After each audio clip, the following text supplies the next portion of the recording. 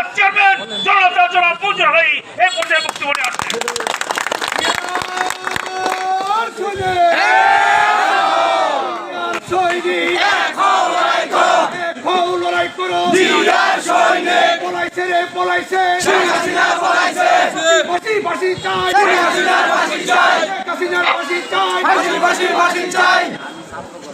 সংগ্রামের সাথী বন্ধুরা আমার, আজকে সারা বাংলাদেশে জাতীয়তাবাদী দলের পক্ষ থেকে অবস্থান ধর্মঘট করছি আমরা। 14 তারিখ এবং 15 তারিখ অবস্থান কর্মসূচি।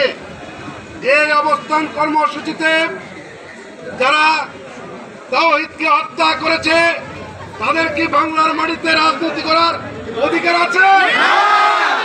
যারা আমার ভাই পুরানপাড়ার তাওহীদের চোখ বন্ধ করে দিয়েছে তাদেরকে রাজপথে নামার অধিকার আছে? যারা আমার ভাই তাহমিদকে হত্যা করেছে তাদের কোনো অধিকার আছে? খুনিদের কোন রাজনীতি করার অধিকার এই ভোটচোর লুটেরাদের কোন রাজপথে নয়, বাংলার মাটিতে তাদেরকে আর রাজনীতি করতে দেওয়া হবে না। আমার আপনার এদেশ 20 কোটি মানুষের কোন খুনির জন্য এদেশের মাটি আর ব্যবহার করতে দেওয়া হবে। আমরা এতদিন সহ্য করেছি, এখন পর্যন্ত বাংলাদেশে কোনো খুনাখুনি হাতাহাতির ঘটনা আমরা ঘটতে দেই নাই।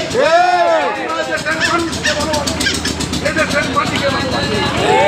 আপনারা সবাই 14 তারিখ এবং 15 তারিখ এই 2 দিন অবস্থান কর্মসূচিতে সারাদিন থাকবেন।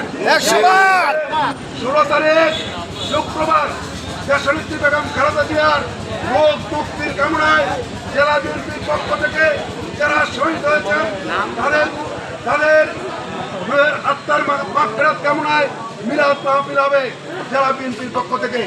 আপনাদের সবাইকে আগামী শুক্রবারে সেই মিলাদের দাওয়াত দিচ্ছে এবং 14 তারিখ এবং 15 তারিখ এই 2 দিন চোখ কান খোলা রাখবেন। মিলাদ জেলা বিএনপির চোখ কান খোলা রাখবেন। কোন সন্ত্রাসীকে, কোন খুনিকে, কোন চাঁদাবাজকে, ব্যাংক লুটেরাদেরকে আমরা রাজনীতি করতে দেব না। সকলের সুস্বাস্থ্য কামনা করছি এবং একথাও বলতে চাই, আমরা দলীয়ভাবে ঐক্যবদ্ধ হচ্ছি। নরসিংদী জেলায় যারা এখন আহত আছে তাদের চিকিৎসা করানোর জন্য জাতীয়তাবাদী দল বিএনপির পক্ষ থেকে আমরা চিকিৎসার ব্যবস্থা করার জন্য প্রস্তুতি নিচ্ছি। ইনশাআল্লাহ আপনাদের সকলের অনুপ্রবেশকারীদের স্থানও কিন্তু এ ব্যাপারে কিন্তু নিশ্চিত থাকেন আপনারা।